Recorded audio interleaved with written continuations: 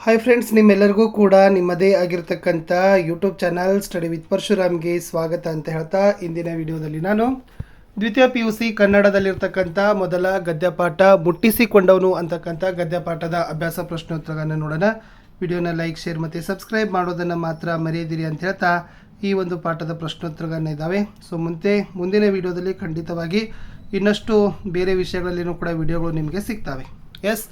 So ಬಹಳ ಸರಳ, ಸುಲಭ ಮತ್ತು ಉತ್ಕೃಷ್ಟ ರೂಪದಲ್ಲಿ ಉತ್ತರವನ್ನು ನಿಮಗೆ ಕೊಡಲಿಕ್ಕೆ ಪ್ರಯತ್ನವನ್ನು ಮಾಡಿದ್ದೀನಿ.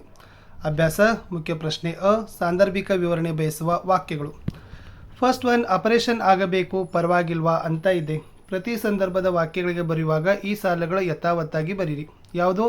ಈ ಪ್ರಸ್ತುತ ವಾಕ್ಯವನ್ನು ನವ್ಯ ಸಾಹಿತ್ಯದ ಪ್ರಮುಖ ಲೇಖಕರಾದ P. ಲಂಕೇಶ್ ಅವರು ರಚಿಸಿರುವ ಕಲ್ಲು ಕರಗುವ ಸಮಯ ಕಥಾ ಸಂಕಲನದಿಂದ ಆಯ್ದ ಮುಟ್ಟಿಸಿಕೊಂಡವನು ಎಂಬ ಗದ್ಯಕಥೆಯಿಂದ ಆರಿಸಿಕೊಳ್ಳಲಾಗಿದೆ. ಸಂದರ್ಭ: ಡಾಕ್ಟರ್ ತಿಮ್ಮಪ್ಪನವರು ಬಸಲಿಂಗನಿಗೆ ಹೇಳಿದ ಮಾತಿದು ಅಂತ ಬರೀಬೇಕು. ವಿವರಣೆ: ಬಸಲಿಂಗನು ಊರಿನವರೊಬ್ಬರು ಕೊಟ್ಟ ಸಲಹೆಯಂತೆ ಎಡಗಣ್ಣಿನ ನೋವನ್ನು ತೋರಿಸಿಕೊಳ್ಳಲು ಡಾಕ್ಟರ್ ತಿಮ್ಮಪ್ಪನವರ ಬಳಿ ಹೋಗುತ್ತಾನೆ. ಅವರ ಎದುರು ನಿಂತು ತನ್ನ ನೋವು, ತನ್ನ ನೆಮ್ಮದಿ ಕೆಡಿಸಿರುವ ಕಷ್ಟಗಳನ್ನು ತೋಡಿಕೊಳ್ಳುತ್ತಾನೆ. ಅವನ ಕಣ್ಣನ್ನು ಪರೀಕ್ಷಿಸಿದ ಡಾಕ್ಟರ್ ತಿಮ್ಮಪ್ಪ ಬಸಲಿಂಗನ ದೃಷ್ಟಿಯ ಅಳತೆ ಮತ್ತು ಸ್ಪಷ್ಟತೆಯನ್ನು ನೋಡಿ ನೋವಿಗೆ ಕಾರಣಗಳನ್ನು ಹುಡುಕ್ತಾರೆ. ಕೊನೆಗೆ ಬಸಲಿಂಗನಿಗೆ ವಿಶ್ವಾಸ ತುಂಬಿದ ಮಾತುಗಳನ್ನು ಆಡುತ್ತಾ, ನಿನ್ನ ಕಣ್ಣು ಸರಿ ಹೋಗುತ್ತೆ, ಆದರೆ ಆಪರೇಷನ್ ಆಗಬೇಕು ಪರವಾಗಿಲ್ವಾ ಎಂದು ಹೇಳುವ ಮೇಲಿನ ಸಂದರ್ಭವಾಗಿದೆ. ಎರಡನೇ ವಾಕ್ಯ, ನೀರು ಬಿದ್ದರೆ ಕಣ್ಣು ಕೆಟ್ಟು ಹೋಗುವ ಅಪಾಯವಿದೆ. ಸೊ ಈ ಸಾಲನ್ನು P. ಲಂಕೇಶ್ ಅವರು ಬರೆದಿರುವ ಕಲ್ಲು ಕರಗುವ ಸಮಯ ಕಥಾ ಸಂಕಲನದಿಂದ ಆಯ್ದ ಮುಟ್ಟಿಸಿಕೊಂಡವನು ಎಂಬ ಗದ್ಯ ಪಾಠದ ವಾಕ್ಯವಾಗಿದೆ. ಸಂದರ್ಭ: ಡಾಕ್ಟರ್ ತಿಮ್ಮಪ್ಪನವರು ಬಸಲಿಂಗನಿಗೆ ಹೇಳಿದ ಮಾತಿದೆ. ವಿವರಣೆ: ತಿಮ್ಮಪ್ಪನಲ್ಲಿ ಬಸಲಿಂಗನ ಬಗ್ಗೆ ವಿಶೇಷ ಪ್ರೀತಿ, ಆಸಕ್ತಿಯನ್ನು ತೋರಿಸಿ ಆಪರೇಷನ್ ಮಾಡಿದರು. ಅನುಭವಿ ವೈದ್ಯರಾದ ತಿಮ್ಮಪ್ಪ ಬಸಲಿಂಗನನ್ನು ಆಪರೇಷನ್ಗೆ ಸಿದ್ಧಗೊಳಿಸಿ ಕೆಲವೇ ನಿಮಿಷಗಳಲ್ಲಿ ಆಪರೇಷನನ್ನು ಮುಗಿಸ್ತಾರೆ. ಆದರೆ ಕೊನೆಗೆ ಬಸಲಿಂಗನ ಕೈ ಹಿಡಿದುಕೊಂಡು, ನೋಡು, ಇದು ಸೂಕ್ಷ್ಮವಾದ ಶಸ್ತ್ರಚಿಕಿತ್ಸೆ, ನೀನು 2 ವಾರ ತಲೆಗೆ ನೀರನ್ನು ಸೋಂಕಿಸಬಾರದು, ನೀರು ಬಿದ್ದರೆ ಕಣ್ಣು ಕೆಟ್ಟು ಹೋಗುವ ಅಪಾಯವಿದೆ, ಇದನ್ನು ಸರಿಯಾಗಿ ನೆನಪಿಟ್ಟುಕೋ ಎಂದು ಎಚ್ಚರಿಕೆ ನೀಡಿದ ಸಂದರ್ಭವಾಗಿದೆ. ಮೂರನೇ ಸಾಲು, ಬಸಲಿಂಗಪ್ಪ ನೀನು ತುಂಬ ಒಳ್ಳೆಯವನು. ಆಯ್ಕೆ: ಈ ವಾಕ್ಯ P. ಲಂಕೇಶ್ ಅವರು ಬರೆದಿರುವ ಕಲ್ಲು ಕರಗುವ ಸಮಯ ಕಥಾ ಸಂಕಲನದಿಂದ ಆಯ್ದ ಮುಟ್ಟಿಸಿಕೊಂಡವನು ಅಂತಕ್ಕಂಥ ಗದ್ಯಪಾಠದ ಸಾಲಾಗಿದೆ. ಓಕೆ, ಸೊ ನೆಕ್ಸ್ಟ್ ಇದರದ ವಿವರಣೆ ಏನಿದೆ ಅಂತಂದರೆ, ಡಾಕ್ಟರ್ ತಿಮ್ಮಪ್ಪನವರು ಬಸಲಿಂಗನಿಗೆ ಹೇಳಿದ ಮಾತಿದು ಅಂತ ಇದೆ. ವಿವರಣೆ: ತಲೆಗೆ ನೀರು ಸೋಂಕಿಸಬಾರದೆಂದು ಡಾಕ್ಟರ್ ತಿಮ್ಮಪ್ಪ ಹೇಳಿದ್ದರೂ ಹೆಂಡತಿ ಸಿದ್ಲಿಂಗಿಯು ರಾದ್ಧಾಂತದಿಂದ ಬಸಲಿಂಗ ತಲೆಗೆ ಸ್ನಾನ ಮಾಡಿ ಕಣ್ಣಿನ ನೋವನ್ನು ಪುನಃ ತಂದುಕೊಂಡ. ಪಶ್ಚಾತ್ತಾಪಕ್ಕೆ ಸಿಕ್ಕಿ ತಿಮ್ಮಪ್ಪನವರನ್ನು ಬಿಟ್ಟು ಬೇರೆಲ್ಲ ಡಾಕ್ಟರ್ಗಳಿಗೆ ತನ್ನ ಕಣ್ಣು ತೋರಿಸಿದ. ಅವರ ಔಷಧಿ ಸಲಹೆಯಿಂದ ಸರಿ ಹೋಗದಿದ್ದಾಗ ಡಾಕ್ಟರ್ ತಿಮ್ಮಪ್ಪನವರ ಬಳಿ ಬಂದ. ಅವರ ಪ್ರೀತಿಯ ಪ್ರಶ್ನೆಗಳಿಗೆ ಸುಳ್ಳು ಹೇಳಿದ. ಆಗ ತಿಮ್ಮಪ್ಪ ಅವನ ನಡುಗುವಿಕೆಯನ್ನು ಗಮನಿಸಿ, ಬಸಲಿಂಗಪ್ಪ ನೀನು ತುಂಬ ಒಳ್ಳೆಯವನು, ಆದದ್ದು ಆದ ಹಾಗೆ ಹೇಳು ಎಂದು ತಣ್ಣಗಿನ ಧ್ವನಿಯಲ್ಲಿ ಕೇಳ್ತಾರೆ. ಮುಂದಿನ ವಾಕ್ಯ 4, ಅವನು ನನ್ನಷ್ಟೇ ಒಳ್ಳೆಯ ಡಾಕ್ಟ್ರು, ಏನೂ ತಪ್ಪು ತಿಳಿಯಬೇಡ. ಈ ವಾಕ್ಯ P. ಲಂಕೇಶ್ ಅವರು ಬರೆದಿರುವ ಕಲ್ಲು ಕರಗುವ ಸಮಯ ಕಥಾ ಸಂಕಲನದಿಂದ ಆಯ್ದ ಮುಟ್ಟಿಸಿಕೊಂಡವನು ಎಂಬ ಗದ್ಯಪಾಠದಿಂದ ಆರಿಸಲಾಗಿದೆ. ಸಂದರ್ಭ: ಡಾಕ್ಟರ್ ತಿಮ್ಮಪ್ಪನವರು ಬಸಲಿಂಗನಿಗೆ ಈ ಮಾತನ್ನು ಹೇಳ್ತಾರೆ. ವಿವರಣೆ: ಎಡಗಣ್ಣನ್ನು ಕಳೆದುಕೊಂಡ ನಂತರ ಬಸಲಿಂಗನ ಬಲಗಣ್ಣಿನಲ್ಲಿ ನೋವು ಕಾಣಿಸಿಕೊಂಡಿತು. ಬಸಲಿಂಗನು ಈ ಬಾರಿ ರಾಜಕಾರಣಿ ರುದ್ರಪ್ಪನ ಜೊತೆ ಆಸುಪಾಸಿನ ಡಾಕ್ಟರನ್ನೆಲ್ಲ ನೋಡಿದ. ಕೊನೆಗೆ ದಾರಿ ಕಾಣದೆ ತಿಮ್ಮಪ್ಪನವರನ್ನು ನೋಡಿದ. ತಿಮ್ಮಪ್ಪನವರು ಬಸಲಿಂಗನಲ್ಲಿ ಆಗಿದ್ದ ಉಡಾಫೆಯ ಶೈಲಿ, ಸುಳ್ಳು, ಮುಗ್ಧತೆಯ ಬದಲಾಗಿ ದೊಡ್ಡ ದನಿಗಳ ಬದಲಾವಣೆಯನ್ನು ಗಮನಿಸ್ತಾರೆ. ಅವನ ಕಾಯಿಲೆ ಮಾನಸಿಕ ಸ್ತರಕ್ಕೇರಿರುವುದನ್ನು ಗಮನಿಸ್ತಾರೆ. ಕೊನೆಗೆ ತನ್ನ ಮುಟ್ಟುವಿಕೆಯಿಂದ ಊಹಿಸದೇ ಇದ್ದುದನ್ನು ಮಾಡಿದ ಬಸಲಿಂಗನಿಗೆ ನೋವಿನಿಂದ, ಬಸಲಿಂಗಪ್ಪ ನಾನು ನಿನ್ನನ್ನು ಮುಟ್ಟಿದ್ದು ಡಾಕ್ಟರ್ ಆಗಿ, ಆದರೆ ನಿನ್ನಂಥ ಮುಗ್ಧ ಮನುಷ್ಯನಲ್ಲಿ ಕೂಡ ಈ ಮುಟ್ಟುವಿಕೆ ನಾನು ಊಹಿಸದೇ ಇದ್ದುದನ್ನು ಮಾಡಿದೆ. ಇದು ನಿನ್ನ ತಪ್ಪಲ್ಲ, ಇದಕ್ಕಾಗಿ ನಾನು ಯಾರನ್ನೂ ಬೈಯುವುದಿಲ್ಲ ಎಂದು ಹೇಳುತ್ತಾರೆ. ನಂತರ ಬಸಲಿಂಗನಿಗೆ ಡಾಕ್ಟರ್ ಚಂದ್ರಪ್ಪನವರ ಬಗ್ಗೆ ಹೇಳಿ, ನೀನು ಅವರನ್ನು ನೋಡು, ಅವರು ನನ್ನಷ್ಟೇ ಒಳ್ಳೆಯ ಡಾಕ್ಟ್ರು, ಏನೂ ತಪ್ಪು ತಿಳಿಯಬೇಡ ಎಂದು ಹೇಳೋ ಸಂದರ್ಭವಾಗಿದೆ. 5ನೇ ವಾಕ್ಯ, ಈ ಮುಟ್ಟುವಿಕೆ ನಾನು ಊಹಿಸದೇ ಇದ್ದದ್ದನ್ನು ಮಾಡಿದೆ. ಈ ವಾಕ್ಯ P. ಲಂಕೇಶ್ ಬರೆದಿರುವ ಕಲ್ಲು ಕರಗುವ ಸಮಯ ಕಥಾ ಸಂಕಲನದಿಂದ ಆಯ್ದ ಮುಟ್ಟಿಸಿಕೊಂಡವನು ಎಂಬ ಗದ್ಯಪಾಠದಿಂದ ಆರಿಸಲಾಗಿದೆ. ಸಂದರ್ಭ: ಡಾಕ್ಟರ್ ತಿಮ್ಮಪ್ಪನವರು ಬಸಲಿಂಗನಿಗೆ ಹೇಳೋ ಮಾತಾಗಿದೆ. ವಿವರಣೆ: ಬಸಲಿಂಗನಿಗೆ ಡಾಕ್ಟರ್ ತಿಮ್ಮಪ್ಪನವರು ಆಪರೇಷನ್ ಮುಗಿಸಿ ಎಚ್ಚರಿಕೆಯನ್ನು ಹೇಳಿ ತದನಂತರ ನಡೆದಂಥ ವಿಚಾರವನ್ನು ಬಸಲಿಂಗ ಡಾಕ್ಟರ್ ತಿಮ್ಮಪ್ಪನಿಗೆ ಹೇಳ್ತಾನೆ. ಬಸಲಿಂಗನಿಗೆ ಡಾಕ್ಟರ್ ತಿಮ್ಮಪ್ಪನವರು, ಬಸಲಿಂಗಪ್ಪ ನಾನು ನಿನ್ನನ್ನು ಮುಟ್ಟಿದ್ದು ಡಾಕ್ಟರ್ ಆಗಿ, ಆದರೆ ನಿನ್ನಂಥ ಮುಗ್ಧ ಮನುಷ್ಯನಲ್ಲಿ ಈ ಮುಟ್ಟುವಿಕೆ ನಾನು ಊಹಿಸದೇ ಇದ್ದದ್ದನ್ನು ಮಾಡಿದೆ. ಅದು ನಿನ್ನ ತಪ್ಪಲ್ಲ. ಇದಕ್ಕಾಗಿ ನಾನು ಯಾರನ್ನೂ ಬೈಯೋದಿಲ್ಲ ಎಂದು ಹೇಳುತ್ತಾರೆ. ಮುಂದುವರೆದು ಬಸ್ಲಿಂಗನಿಗೆ ಡಾಕ್ಟರ್ ಚಂದ್ರಪ್ಪನವರ ಬಗ್ಗೆ ಹೇಳಿ, ನೀನು ಅವರನ್ನು ನೋಡು, ಅವರು ನನ್ನಷ್ಟೇ ಒಳ್ಳೆಯ ಡಾಕ್ಟರು, ಏನೂ ತಪ್ಪು ತಿಳಿಯಬೇಡ ಎನ್ನುತ್ತಾರೆ. 6ನೇ ವಾಕ್ಯ, ನೀನು ಅವರನ್ನು ನೋಡಿದರೆ ಮಾತ್ರ ಇರುವ ಒಂದು ಕಣ್ಣು ಉಳಿಯುತ್ತೆ. ಉತ್ತರ, ಈ ಪ್ರಸ್ತುತ ವಾಕ್ಯವನ್ನು ನವ್ಯ ಸಾಹಿತ್ಯದ ಪ್ರಮುಖ ಲೇಖಕರಾದ ಪಿ ಲಂಕೇಶ್ ಬರೆದಿರುವ ಕಲ್ಲು ಕರಗುವ ಸಮಯ ಕಥಾ ಸಂಕಲನದಿಂದ ಆಯ್ದ ಮುಟ್ಟಿಸಿಕೊಂಡವನು ಎಂಬ ಗದ್ಯಪಾಠದ ವಾಕ್ಯವಾಗಿದೆ. ಡಾಕ್ಟರ್ ಚಂದ್ರಪ್ಪನವರು ಬಸ್ಲಿಂಗನಿಗೆ ಹೇಳು ಮಾತಿದು.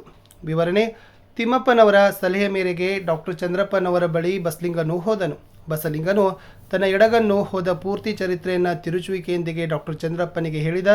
ಬಸ್ಲಿಂಗನ ಮಾತನ್ನು ಆಲಿಸಿದ ಡಾಕ್ಟರ್ ಚಂದ್ರಪ್ಪ, ಡಾಕ್ಟರ್ ತಿಮ್ಮಪ್ಪನವರಿಂದ ಆಗದ ಕೆಲಸ ನನ್ನಂಥವರಿಂದ ಸಾಧ್ಯವಿಲ್ಲ.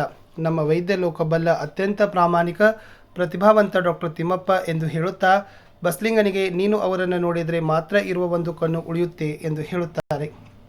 ಬಿಟ್ಟ ಸ್ಥಳ ತುಂಬಬೇಕು. ಬಸ್ಲಿಂಗನ ಹೆಂಡತಿ ಹೆಸರು ಸಿದ್ಲಿಂಗಿ. ಬಸ್ಲಿಂಗನಿಗೆ ಕಾಣಿಸಿಕೊಂಡ ತೊಂದರೆ ಕಣ್ಣು ನೋವು. ಬಸ್ಲಿಂಗನಿಗೆ ಮೊದಲು ಡ್ಯಾಶ್ ಕಣ್ಣಿನಲ್ಲಿ ನೋವು ಆರಂಭಿಸಿತು, ಎಡಗಣ್ಣು. ಮುಟ್ಟಿಸಿಕೊಂಡವನು ಕಥೆಯಲ್ಲಿ ಬರುವ ಸರ್ಕಾರಿ ಆಸ್ಪತ್ರೆ ವೈದ್ಯ ಡಾಕ್ಟರ್ ತಿಮ್ಮಪ್ಪ. ಸರ್ಕಾರಿ ಆಸ್ಪತ್ರೆ ಬಗ್ಗೆ ಬಸ್ಲಿಂಗನಲ್ಲಿ ಡ್ಯಾಶ್ ಅಭಿಪ್ರಾಯವಿತ್ತು, ದಿಕ್ಕು ದಿವಾಳಿ. ಬಸ್ಲಿಂಗನು ಡಾಕ್ಟರ್ ತಿಮ್ಮಪ್ಪನಿಗೆ ಡ್ಯಾಶ್ ಎಂಬ ಸುಳ್ಳು ಹೇಳಿದ, ತಾನು ತಲೆಗೆ ನೀರು ಸೋಂಕಿಸಿಲ್ಲ ಎಂಬ. ಬಸ್ಲಿಂಗ ವೈದ್ಯರಿಗಾಗಿ ಅಲೆದಾಗ ಜೊತೆಗಿದ್ದ ರಾಜಕಾರಣಿ ರುದ್ರಪ್ಪ. ಬಸ್ಲಿಂಗನ ಕಾಯಿಲೆ ದೇಹದ ಮಟ್ಟದಿಂದ ಡ್ಯಾಶ್ ಥರ ತಲುಪತೊಡಗಿತ್ತು, ಮಾನಸಿಕ. ಡಾಕ್ಟರ್ ತಿಮ್ಮಪ್ಪ ಬಸ್ಲಿಂಗನಿಗೆ ಡ್ಯಾಶ್ ವೈದ್ಯರನ್ನು ಕಾಣಬೇಕೆಂದು ಸೂಚಿಸಿದರು ಡಾಕ್ಟರ್ ಚಂದ್ರಪ್ಪ. ಕೊನೆಗೆ ಬಸ್ಲಿಂಗ ಡ್ಯಾಶ್ ಮುಕ್ತನಾಗಿದ್ದ ಅಂತ ಕೇಳಿದರೆ ಸುಳ್ಳುಗಳಿಂದ ಇಸ್ ದ ರೈಟ್ ಆನ್ಸರ್.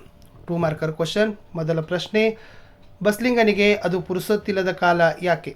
ಬಸ್ಲಿಂಗನಿಗೆ ಅದು ಪುರುಸೊತ್ತಿಲ್ಲದ ಕಾಲ ಏಕೆಂದರೆ ದುಡಿಯುವುದನ್ನು 4 ದಿನ ತಡ ಮಾಡಿದರೆ ನೇಗಿಲ ಕುಳ ನೆಲದಲ್ಲಿ ನಾಟೋದಿಲ್ಲ. ಸೆಕೆಂಡ್ ಒನ್, ಹೆಂಡತಿ ಸಿದ್ಲಿಂಗಿ ಏನು ಹೇಳುತ್ತಲೇ ಇದ್ದಳು?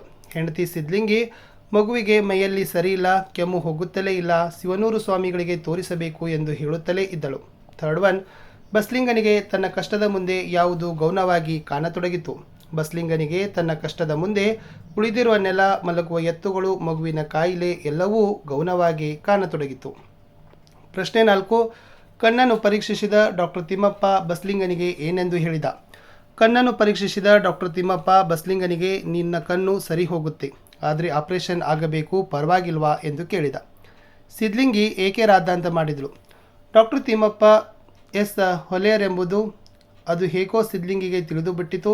ಅವರನ್ನು ಮುಟ್ಟಿಸಿಕೊಂಡು ಬಂದೆನೆಂದು ಬಸ್ಲಿಂಗನಿಗೆ ತಲೆಗೆ ಸ್ನಾನ ಮಾಡಿಸಲೇಬೇಕೆಂದು ದೊಡ್ಡ ರಾದ್ದಾಂತ ಮಾಡಿದಳು. ಅನ್ಯ ಡಾಕ್ಟರ್ಗಳು ಬಸ್ಲಿಂಗನ ಕಾಯಿಲೆ ಬಗ್ಗೆ ಏನೆಂದು ಪ್ರತಿಕ್ರಿಯಿಸಿದರು? ಅನ್ಯ ಡಾಕ್ಟರ್ಗಳು ಬಸ್ಲಿಂಗನ ಕಾಯಿಲೆ ನೋಡಿ, ಇದಕ್ಕೆ ಆಪರೇಷನ್ ಬೇಕಿಲ್ಲ, ಆದರೆ ಆ ಡಾಕ್ಟರ್ ತಿಮ್ಮಪ್ಪನಿಗೆ ಬುದ್ಧಿ ಇಲ್ಲ, ಅದಕ್ಕೆ ಆಪರೇಷನ್ ಮಾಡಿದ್ದಾರೆ ಅಂತ ಹೇಳ್ತಾರೆ. 7th, ಡಾಕ್ಟರ್ ಚಂದ್ರಪ್ಪ ಬಸ್ಲಿಂಗನಿಗೆ ಡಾಕ್ಟರ್ ತಿಮ್ಮಪ್ಪನ ಬಗ್ಗೆ ಕೊಟ್ಟ ಅಭಿಪ್ರಾಯವೇನು? ಡಾಕ್ಟರ್ ಚಂದ್ರಪ್ಪನವರು, ಡಾಕ್ಟರ್ ತಿಮ್ಮಪ್ಪನವರಿಂದ ಆಗದ ಕೆಲಸ ನನ್ನಂಥವರಿಂದ ಸಾಧ್ಯವಿಲ್ಲ. ನಮ್ಮ ವೈದ್ಯ ಲೇಖಬಲ್ಲ ಅತ್ಯಂತ ಪ್ರಾಮಾಣಿಕ ಪ್ರತಿಭಾವಂತ ಡಾಕ್ಟರ್ ತಿಮ್ಮಪ್ಪ, ಈ ಕಣ್ಣಿನ ರೋಗ ಅವನ ವಲಯಕ್ಕೆ ಸೇರಿದ್ದು. ನೀನು ಅವರನ್ನು ನೋಡಿದರೆ ಮಾತ್ರ ಇರುವ ಒಂದು ಕಣ್ಣು ಉಳಿಯುತ್ತೆ ಎಂದು ಬಸ್ಲಿಂಗನಿಗೆ ತಿಮ್ಮಪ್ಪನವರ ಬಗ್ಗೆ ಹೇಳಿದರು. 8th ಒನ್, ಕೊನೆಯಲ್ಲಿ ಬಸ್ಲಿಂಗನಿಗೆ ಏನೆಂದು ನಿಶ್ಚಯವಾಗತೊಡಗಿತು? ಕೊನೆಯಲ್ಲಿ ಬಸ್ಲಿಂಗನಿಗೆ ತನ್ನ ಉಡಾಫೆ, ಸುಳ್ಳು, ಜಾತಿ, ಮಠದ ಗುರು ಯಾರೂ ತನ್ನ ಕಣ್ಣನ್ನು ಉಳಿಸೋದಿಲ್ಲ ಎಂದು ಬಸ್ಲಿಂಗನಿಗೆ ನಿಶ್ಚಿತವಾಗತೊಡಗಿತು. Next one, 5 to 6 sentence, 4 marker question. Baslinga ಎದುರಿಸುತ್ತಿದ್ದ ಸಮಸ್ಯೆಗಳು ಯಾವುವು? ಬಸ್ಲಿಂಗನು ಪುರುಸೊತ್ತಿಲ್ಲದ ಕೆಲಸಗಾರ. ಉಳುವುದು 4 ದಿನ ತಡ ಮಾಡಿದರೆ ಕುಳ ನೆಲದಲ್ಲಿ ನಾಟುವುದಿಲ್ಲವೆಂಬ ಸಮಸ್ಯೆ ಅವನದು. ಆದರೆ ಇರುವ 2 ಎತ್ತುಗಳಲ್ಲಿ ಒಂದು ನೊಗ ಹೆಗಲಿಗೆ ದೊಡ್ಡನೆ ಮಲಗಿ ಎಷ್ಟು ಹೊಡೆದರೂ ಕೆಲಸಕ್ಕೆ ಮೈಗೊಡುತ್ತಿರಲಿಲ್ಲ. ಇನ್ನೊಂದು ಅದರಂತೆ ಆಗುವ ಸೂಚನೆಗಳಿವೆ. ಹಾಗಾಗಿ ಅವುಗಳನ್ನು ಯಾರಿಗಾದರೂ ಸಾಟಿಯಲ್ಲಿ ಕೊಟ್ಟು ಬೇರೆಯದನ್ನು ತರಬೇಕೆಂಬುದು ಯೋಚಿಸುತ್ತಿದ್ದನು. ಈ ನಡುವೆ ಅವನ ಮಗುವಿಗೆ ಮೈ ಸರಿಯಿರಲಿಲ್ಲ, ಕೆಮ್ಮು ಹೋಗುತ್ತಲೇ ಇಲ್ಲ. ಶಿವನೂರು ಸ್ವಾಮಿಗಳಿಗೆ ತೋರಿಸಬೇಕೆಂದು ಹೆಂಡತಿ ಸಿದ್ಲಿಂಗಿ ಹೇಳುತ್ತಿದ್ದರೂ ಬಸ್ಲಿಂಗನಿಗೆ ಪುರುಸೊತ್ತಿಲ್ಲ. ಎತ್ತುಗಳ ಸಾಟಿ ಮಾಡಲು ಹೇಳಬೇಕಾದ ಸುಳ್ಳು, ಅದಕ್ಕೆ ಬೇಕಾದ ಛಾತಿ ಮಾತುಗಾರಿಕೆ ಅವನಲ್ಲಿರದೆ ಇದ್ದುದು ಸಮಸ್ಯೆಯಾಗಿತ್ತು. ಮುಖ್ಯವಾಗಿ ಈ ಎಲ್ಲದರ ನಡುವೆ ಬಸ್ಲಿಂಗನ ಎಡಗನ್ನಲ್ಲಿ ನೋವು ಕಾಣಿಸಿಕೊಂಡು ದಿನೇ ದಿನೇ ಹೆಚ್ಚಾಗುತ್ತಲೇ ಹೋಯಿತು ಅಂತ ಬರೆದ್ರೆ ಸಾಕು. ನೆಕ್ಸ್ಟ್ ಒನ್, ಕಣ್ಣು ನೋವು ಶುರುವಾದ ಆರಂಭದಲ್ಲಿ ಬಸ್ಲಿಂಗ ಪಡೆದುಕೊಂಡ ಚಿಕಿತ್ಸೆ ಯಾವ ರೀತಿಯದ್ದು? ಉತ್ತರ, ಕಣ್ಣು ನೋವು ಶುರುವಾದ ಆರಂಭದಲ್ಲಿ ಬಸ್ಲಿಂಗ ಕಣ್ಣು ಬೇನೆ ಇರಬಹುದೆಂದು ತಿಳಿದ. ಆದರೆ ಎಡಗಣ್ಣು ನೋವಿನೊಂದಿಗೆ ಸ್ವಲ್ಪ ಮಂದವಾಗುತ್ತಿದ್ದಂತೆ ಹೆದರಿ ನಗರದ ತನ್ನ ಎಂದಿನ ವೈದ್ಯರಿಗೆ ತೋರಿಸಿದ. ಅವರು ನೋವಿನ ವಿವರಗಳನ್ನೆಲ್ಲ ಕೇಳಿ ಒಳ್ಳೊಳ್ಳೆ ಮಾತನಾಡಿ ವೈದ್ಯಕೀಯ ಪವಾಡಗಳನ್ನು ವಿವರಿಸಿ ಕೊನೆಗೆ ಹಂಚಿಕೊಳ್ಳಲು ಒಂದು ಲೇಯ ಕೊಟ್ಟರು. ಬಸ್ಲಿಂಗ ವೈದ್ಯರು ಹೇಳಿದಂತೆ ಹಲವು ದಿನ ಲೇಯ ಹಚ್ಚಿಕೊಂಡು ಬಟ್ಟೆಯ ಕಾವು ಉಪ್ಪಿನ ಕಾವು ಕೊಟ್ಟುಕೊಂಡ. ಆದರೆ ಕಣ್ಣಿನ ನೋವು ಮತ್ತು ಮಂದಸ್ಥಿತಿ ಕಡಿಮೆಯಾಗಲಿಲ್ಲ. ಅಸಹಾಯಕತೆಯಿಂದ ನೋವನ್ನು ಕೆಲವರಲ್ಲಿ ತೋಡಿಕೊಂಡ. ಕೊನೆಯ ಪ್ರಯತ್ನವಾಗಿ ಯಾರೋ ಒಬ್ಬರು ಹೇಳಿದರು. ಆಗ ಸರ್ಕಾರಿ ಆಸ್ಪತ್ರೆ ಡಾಕ್ಟರ್ ತಿಮ್ಮಪ್ಪನವರನ್ನು ಕಂಡನು. ಮುಂದಿನ ಪ್ರಶ್ನೆ, ಬಸ್ಲಿಂಗ ಡಾಕ್ಟರ್ ತಿಮ್ಮಪ್ಪನವರ ಸೂಚನೆಗಳನ್ನು ಪಾಲಿಸದೇ ಇರಲು ಕಾರಣವೇನು? ಉತ್ತರ, ಅನುಭವಿ ವೈದ್ಯರಾದ ಡಾಕ್ಟರ್ ತಿಮ್ಮಪ್ಪ ಬಸ್ಲಿಂಗನಿಗೆ ಕೆಲವೇ ನಿಮಿಷಗಳಲ್ಲಿ ಕಣ್ಣಿನ ಆಪರೇಷನ್ ಮಾಡಿ, ಇದು ಸೂಕ್ಷ್ಮವಾದ ಶಸ್ತ್ರಚಿಕಿತ್ಸೆ, 2 ವಾರ ತಲೆಗೆ ನೀರನ್ನು ಸೋಂಕಿಸಬಾರದು, ನೀರು ಬಿದ್ದರೆ ಕಣ್ಣು ಕೆಟ್ಟು ಹೋಗುವ ಅಪಾಯವಿದೆ, ಇದನ್ನು ಸರಿಯಾಗಿ ನೆನಪಿಟ್ಟುಕೋ ಎಂಬ ಎಚ್ಚರಿಕೆ ಮಾತುಗಳನ್ನು ಹೇಳಿದ್ದರು. ಮನೆಗೆ ಹೋದ ಮೇಲೆ ಹೆಂಡತಿ ಸಿದ್ಲಿಂಗಿ ದೊಡ್ಡ ರಾದ್ದಾಂತವನ್ನೇ ಎಬ್ಬಿಸಿದಳು. ಆಕೆಗೆ ಅದು ಹೇಗೋ ತಿಮ್ಮಪ್ಪ ಹೊಲೆಯರೆಂಬುದು ಗೊತ್ತಾಗಿತ್ತು. ತನ್ನ ಹೆಂಡತಿಯ ತಗಾದೆಯ ನಂತರ ಬಸ್ಲಿಂಗನಿಗೂ ತಿಮ್ಮಪ್ಪ ತನ್ನನ್ನು ಮುಟ್ಟುವ ಮುನ್ನ ಅವರು ತನ್ನ ಜಾತಿಯ ಬಗ್ಗೆ ಒಂದು ಮಾತು ಹೇಳಿದ್ದರೆ ಒಳ್ಳೆಯದಿತ್ತೆಂದು ಅನಿಸಿತು. ಅವನಿಗೆ ತಿಮ್ಮಪ್ಪ ಮತ್ತು ತನ್ನ ನಡುವಿನ ಸಂಬಂಧ ಬೇರೆ ಎರಕದಲ್ಲಿ ಹೊಯ್ದಂತೆ ಭಾಸವಾಯಿತು. ತನ್ನ ಆಳನದಲ್ಲಿ ಏನೋ ಕಮ್ಮಿಯಾದಂತೆನಿಸಿ ಬಸ್ಲಿಂಗ ನೊಂದುಕೊಂಡ. ತಿಮ್ಮಪ್ಪ ತನ್ನನ್ನು ಮುಟ್ಟಿದ ಸೂತಕವೆಂಬುದು ತೀರ್ಮಾನಿಸಿ ಪರಿಹಾರಕ್ಕಾಗಿ ಮೈ ತೊಳೆದುಕೊಳ್ಳಲು ತೀರ್ಮಾನಿಸಿದನು. ಈ ವಿಷಯವನ್ನು ಗುಪ್ತವಾಗಿಡಲು ತೀರ್ಮಾನಿಸಿದನು. ಹೀಗಾಗಿ ತಿಮ್ಮಪ್ಪನವರ ಸೂಚನೆಗಳನ್ನು ಅವನು ಪಾಲಿಸಲಾಗಲಿಲ್ಲ. ನೆಕ್ಸ್ಟ್ ಒನ್, ಬಸ್ಲಿಂಗನಿಗೆ ಸಿಟ್ಟು ಬರಲು ಕಾರಣವೇನು? ಅದನ್ನು ಆತ ಯಾವ ರೀತಿಯಲ್ಲಿ ವ್ಯಕ್ತಪಡಿಸ್ತಾನೆ? ಉತ್ತರ, ಡಾಕ್ಟರ್ ತಿಮ್ಮಪ್ಪನವರ ಸೂಚನೆಗಳನ್ನು ಪಾಲಿಸದೆ ತಲೆಗೆ ಸ್ನಾನ ಮಾಡಿದ್ದರಿಂದ ಬಸ್ಲಿಂಗನ ಎಡಗಣ್ಣಿನಲ್ಲಿ ಮತ್ತೆ ನೋವು ಶುರುವಾಯಿತು. ಇಕ್ಕಟ್ಟಿಗೆ ಸಿಲುಕಿದ ಬಸ್ಲಿಂಗ ಬೇರೆಲ್ಲ ವೈದ್ಯರ ಬಳಿ ಕಣ್ಣು ತೋರಿದರೂ ಪ್ರಯೋಜನವಾಗದೆ ಡಾಕ್ಟರ್ ತಿಮ್ಮಪ್ಪನವರ ಬಳಿಗೆ ಹೋದನು. ಅವರ ಬಳಿ ತಾನು ತಲೆಗೆ ನೀರು ಸೋಂಕಿಸಿಯೇ ಇಲ್ಲವೆಂದು ಸುಳ್ಳು ಹೇಳಿದ. ನಂತರ ತಿಮ್ಮಪ್ಪನವರ ತನ್ನಗಿನ ಪ್ರಶ್ನೆಗೆ ಯಾಂತ್ರಿಕವಾಗಿ ನಡೆದದ್ದನ್ನೆಲ್ಲ ಹೇಳಿ, ಇನ್ನೊಂದು ಸಲ ಆಪರೇಷನ್ ಮಾಡಿಬಿಡಿ, ನಿಮ್ಮ ಮಾತು ಮೀರೋಲ್ಲ ಎಂದು ಅಂಗಲಾಚಿದ. ಅದಕ್ಕೆ ತಿಮ್ಮಪ್ಪ ಒಪ್ಪದೆ ಅದರಿಂದ ಪ್ರಯೋಜನವಿಲ್ಲ, ಈಗಿರೋ ಗಾಯಕ್ಕೆ ಔಷಧಿ ಕೊಡ್ತೇನೆ, ತಪ್ಪದೇ ಹಚ್ಚಿಕೋ ಎಂದಾಗ ಬಸ್ಲಿಂಗನಿಗೆ ಸಿಟ್ಟು ಬಂದಿತು. ತನ್ನ ಜಾತಿಯನ್ನು ಕೆಡಿಸಿದ ತಿಮ್ಮಪ್ಪ ತನ್ನ ಬಗ್ಗೆ ನಿರ್ಲಕ್ಷ್ಯ ಬೆಳೆಸಿಕೊಂಡಿದ್ದಾರೆಂದು ಭಾವಿಸಿ ತನ್ನ ಕಣ್ಣು ಹೋಗಲು ಅವರೇ ಕಾರಣವೆಂದು ತಿಳಿದ. ಆದದ್ದನ್ನೆಲ್ಲ ತಾನು ಬಲ್ಲವರಲ್ಲಿ ಬೀಳಿಕೊಂಡು ತಿಮ್ಮಪ್ಪನವರನ್ನು ಟೀಕಿಸಿದ. ಅವರಲ್ಲೂ ತಿಮ್ಮಪ್ಪನ ಬಗ್ಗೆ ಸಿಟ್ಟು ಬರುವಂತೆ ವಿಷಯವನ್ನು ತಿರುಚಿ ಹೇಳಿದ. ಕೊನೆಗೆ ತಾನು ಸಣ್ಣತನದ ಸುಳ್ಳಿನ ಉಡಾಫೆಯ ವ್ಯಕ್ತಿತ್ವದವನಾದ. ನೆಕ್ಸ್ಟ್ ಒನ್, ಬಸ್ಲಿಂಗ ಕೊನೆಯಲ್ಲಿ ತೆಗೆದುಕೊಂಡ ನಿರ್ಧಾರ ಯಾವುದು? ಅದಕ್ಕೆ ಕಾರಣ ಏನು? ಉತ್ತರ, ಬಸ್ಲಿಂಗನ ಬಲಗಣ್ಣಿನ ನೋವು ಭೀಕರವಾಗಿ ಬರುತ್ತಾ ದೃಷ್ಟಿ ಮಂದವಾಗುತ್ತಿರುವುದು ಅವನ ಅರಿವಿಗೆ ಬಂದಿತು. ಡಾಕ್ಟರ್ ಚಂದ್ರಪ್ಪನವರು ತಿಮ್ಮಪ್ಪನವರಂಥ ಪ್ರಾಮಾಣಿಕ ಪ್ರತಿಭಾವಂತ ಡಾಕ್ಟರಿಂದಾಗದ ಕೆಲಸ ನನ್ನಂಥವರಿಂದಾಗದು ಎಂಬ ಮಾತುಗಳನ್ನು ತನ್ನ ಉಡಾಫೆ ಸುಳ್ಳು ಜಾತಿ ಮಟ್ಟದ ಗುರು ಯಾರೂ ತನ್ನ ಕಣ್ಣು ಉಳಿಸೋದಿಲ್ಲ ಎಂಬ ಮನಸ್ಸಿಗೆ ನಿಶ್ಚಿತವಾಗಿ ಬಸ್ಲಿಂಗ ಡಾಕ್ಟರ್ ತಿಮ್ಮಪ್ಪನವರನ್ನೇ ಮತ್ತೆ ಕಾಣಲು ನಿರ್ಧಾರ ಮಾಡ್ತಾನೆ. ಅವನಿಗೆ ನೋವು, ದೈಹಿಕ ನೋವನ್ನು ಮೀರಿದ ನೋವು ಅವನನ್ನು ತುಂಬತೊಡಗಿತ್ತು. ಡಾಕ್ಟರ್ ತಿಮ್ಮಪ್ಪನವರ ಮಿಂಚಿನಂಥ ಬೆರಳು, ಪ್ರೀತಿ ತುಂಬಿದ ಮುಖ ನೆನಪಾದವು. ತನ್ನ ಹೊಲ, ಎತ್ತುಗಳು, ಗದ್ದೆಯ ಮಾವಿನ ಮರ, ಪಾರಿಜಾತದ ಹೂವು ನೆನಪಿಸಿಕೊಂಡು ತನ್ನ ಹಳೆಯ ಮುಗ್ಧತೆಯ ಭಾವದಿಂದ ನೇರವಾಗಿ ತಿಮ್ಮಪ್ಪನವರ ಬಳಿ ಹೋದ. ಅವರ ಕೈ ಹಿಡಿದು ಕಂಬನಿಗೆರೆದು ಅಪ್ಪಿಕೊಂಡು ಆಳತೊಡಗಿದನು.